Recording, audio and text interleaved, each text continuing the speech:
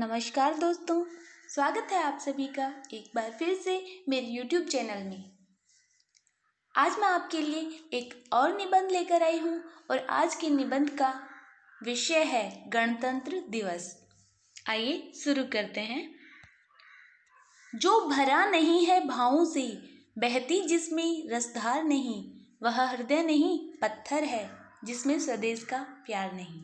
स्वदेश यानी अपना देश, जिसे अंग्रेजों के चुंगल से निकालने में अनेकों जवान शहीद हुए, माताओं की गोद सूनी हुई, बहनों का सुहाग उजड़ा, तो कहीं मासूम बच्चों के सिर से पिता का साया चला गया। अंततः हमारा देश आजाद हुआ। देश की स्वतंत्रता के बाद देश को जोड़े रखने के लिए संविधान सभा की घोषणा हुई। डॉक्टर भीमराव अंबेडकर, जवाहरलाल नेहरू, डॉक्टर राजेंद्र प्रसाद, सरदार वल्लभ भाई पटेल, मौलाना अबुल कलाम आजाद आदि इस सभा के प्रमुख सदस्य थे।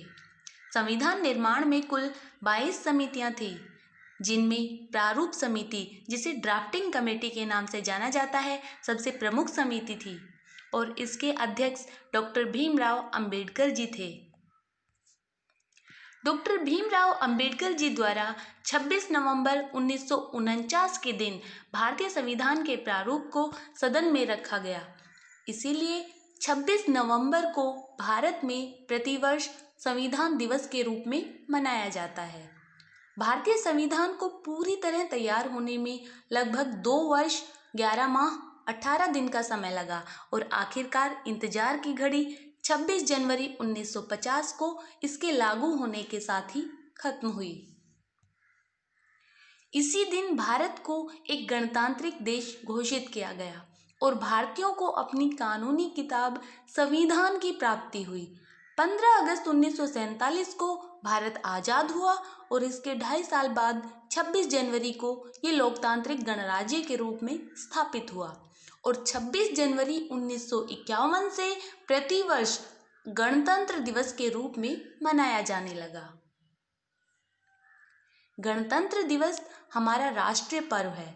यह पर्व सभी धर्म, जाति और समुदाय के लोगों को एक धागे में पिरोने का काम करता है।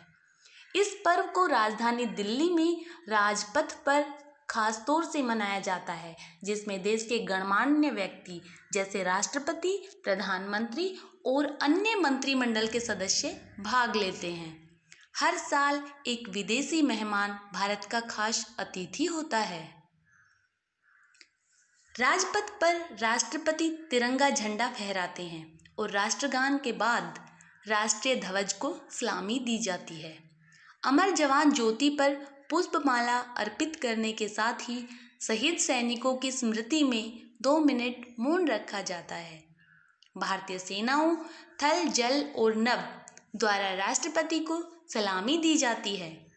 साथ ही सेना द्वारा अत्याधुनिक हथियारों और टैंकों का प्रदर्शन भी किया जाता है, जो हमारी राष्ट्रीय शक्ति का प्रतीक हैं।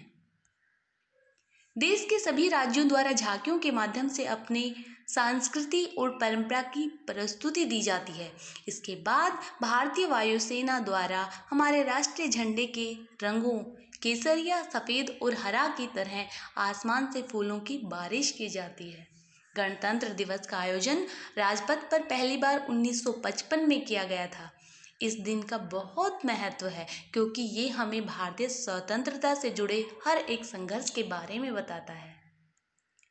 इस दिन स्कूल कॉलेजों में भी विद्यार्थी परेड, खेल, नाटक, भाषण, नृत्य, गायन, निबंध लेखन, सामाजिक अभियानों में मदद के द्वारा स्वतंत्रता सेनानियों के किरदार आदि निभाकर बहुत सारी क्रियाओं द्वारा इस उत्सव को मनाते हैं।